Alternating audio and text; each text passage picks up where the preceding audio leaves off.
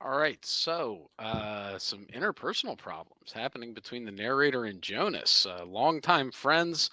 However, obviously, is kind of coming to a head here in ninth grade. They're starting to bicker, uh, and then announcements come over the PA that there's a treasure chest to unlock, and as they start searching for that, then again, yet again, they start to bicker, and then before we know it, before we know it, I really don't know what's happening anymore. And then a birthday cake comes flying across the room, hits him in the face, and it was Jonas the whole time, looking sinister.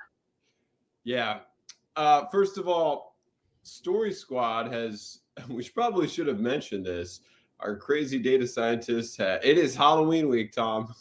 And that means we are doing a new image generation. We've got the Zoom morph with a little bit of nightmare fuel coefficient added for this week of Halloween. Is that what was going on with that one? Because I All was week, kind of Tom, wondering. all week.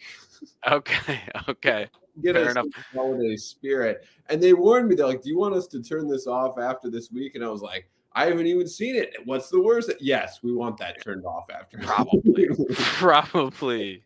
That was terrifying.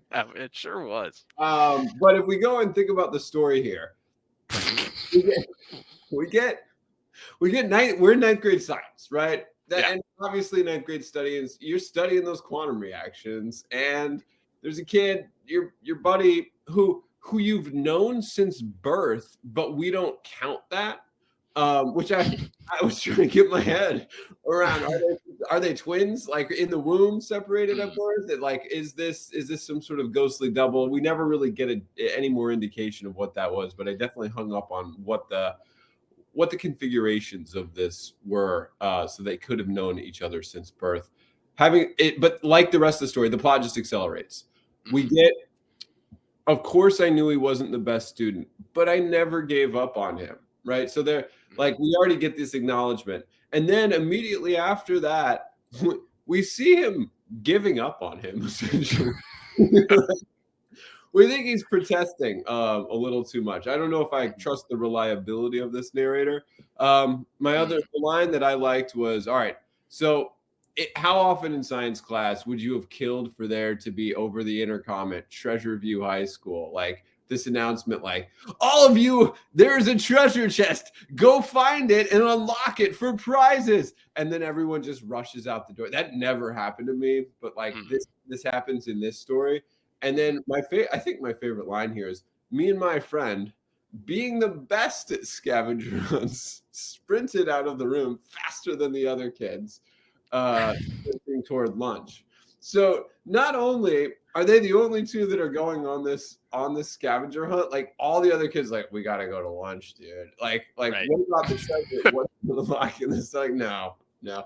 Those two are the best at the scavenger hunts. We're gonna concede and just like fail graciously. Right.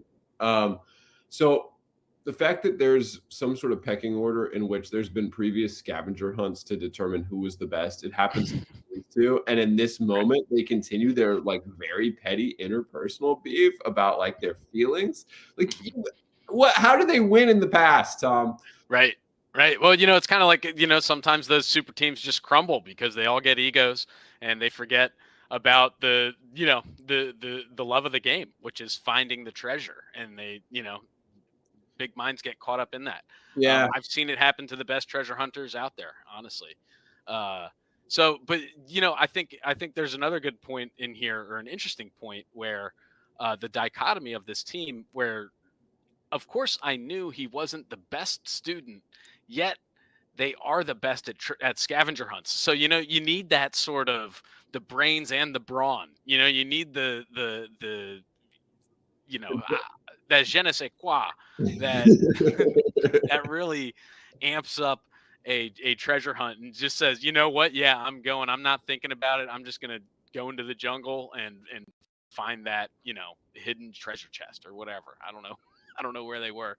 Um, yeah, it was an exhilarating story. I'll say that. I this think, yeah. the second half to me, the setting really breaks down. And the setting breaks down at the moment when the plot is trying to end it. because we get, it's almost like the author ran out of time. Mm. So we get this sort of meditation. What about my friend? Well, he's a lug and not my problem. And then all of a sudden, the giant birthday cake comes, randomly flying across the room. And then we're in the arcade, which is a lunchroom turned into a dance floor. Hmm. And then they lose all sight of the treasure chest and just start to dance. Yeah. And then it was the friend who threw the birthday cake getting revenge. I mean, the treasure hunt drops away here. It really does. It's that hook right in the middle of the story, the twist, pinch one to get you into it, and then it's also somehow pinch two to get you out. You never never even see it again. So I blame TikTok. This is a brain rot plot.